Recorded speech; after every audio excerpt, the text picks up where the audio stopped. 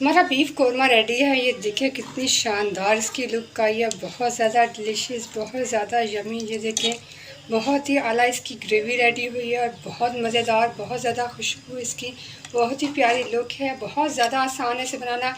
जल्दी से full video को वॉच कर इसे बनाया, मुझे अपना फीडबैक दें कि ये कौरमा आप लोगों को कैसा लगा।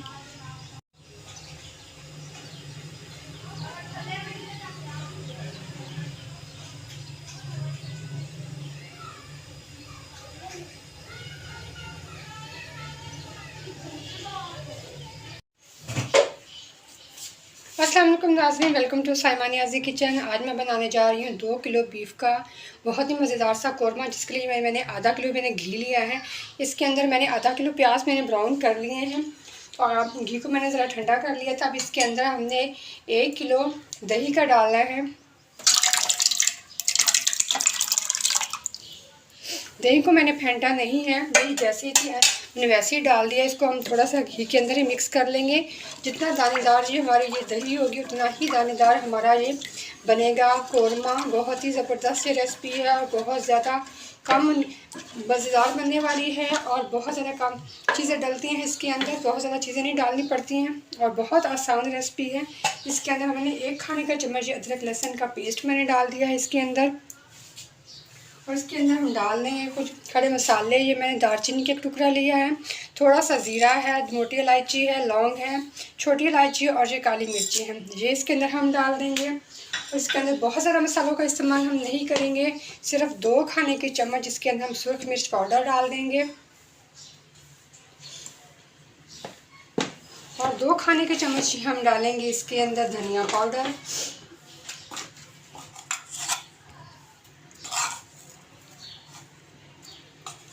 और 1 खाने का चम्मच हम डाल देंगे इसके अंदर नमक। नमक अपने हिसाब से कम ज़्यादा आप लोग कर सकते हैं। इसको हम अच्छे से मिक्स कर लेते हैं। पहले जितने कम मसाले होते हैं सालन उतना ही लजीज बनता है और ये बहुत ही ज़बरदस्त कौरमा है। इसको हमने कुकर के अंदर नहीं पकाना है, इसको हम इसके बर्तन के अंदर ही पकाएंगे। कुकर जितना ये पकेगा उतना ही ये मज़ेदार और शानदार ये कौरमा रेडी होगा। इसके अंदर हम डाल देते हैं अब बीफ। ये मैंने बीफ ले लिया है, इसके अंदर 2 किलो में डाल दूँगी। मैंने मिक्स बीफ लिया, हड्डी वाला, ये गोल बीफ, ये ज़्यादा मज़े का बनता है।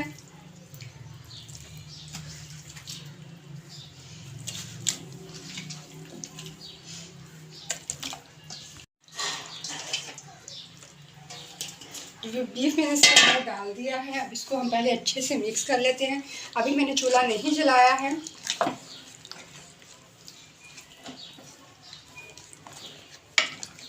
इसको हमने अच्छे से मिक्स कर लिया। अब इसके मैं चूल्हा जला दूंगी इसके नीचे और इसको मैं 35 से 40 मिनट के लिए मीडियम आंच पे पकने के लिए छोड़ दूंगी।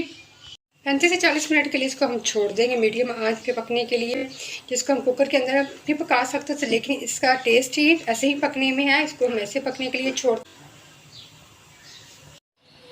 ये देखिए बीफ को उबाल आना शुरू हो गया है। मैंने इसके अंदर कोई भी पानी नहीं डाला था, थोड़ा सा भी। जो गोश्त पानी छोड़ेगा और जो हमने दही डाली है ये उसी के पानी में ये पकेगा। इसको उबाल आना शुरू हो गया। इसको अच्छे से मिक्स करके मैं आधा घंटे के लिए ढक के रख दूँगी पकने के लिए। फिर मिलते हैं आधा घंटे के बाद।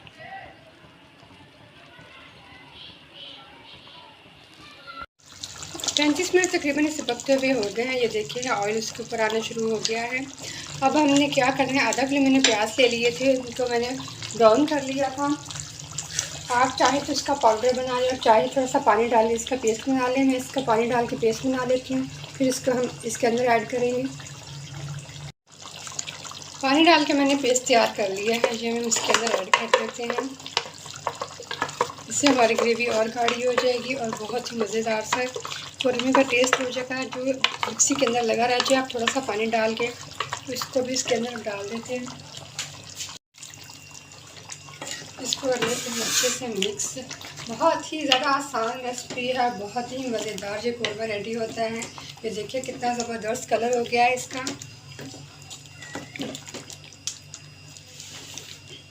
ये इसका पेस्ट डालने के बाद अब आधा घंटा हमने मज़ीद इसको ऐसे मीडियम आग पे पकने के लिए रख देना है, ताकि जो हमने प्याज इसके अंदर डाले हैं वो भी अच्छे से पक जाए और हमारा बहुत लजीज सा कौरमा रेडी हो। आधा घंटा मुकम्मल हो गया। ये देखें ज़बरदस्त, कितनी ज़बरदस्त लुक आ गई है हमारी कौरमे की। ये देखें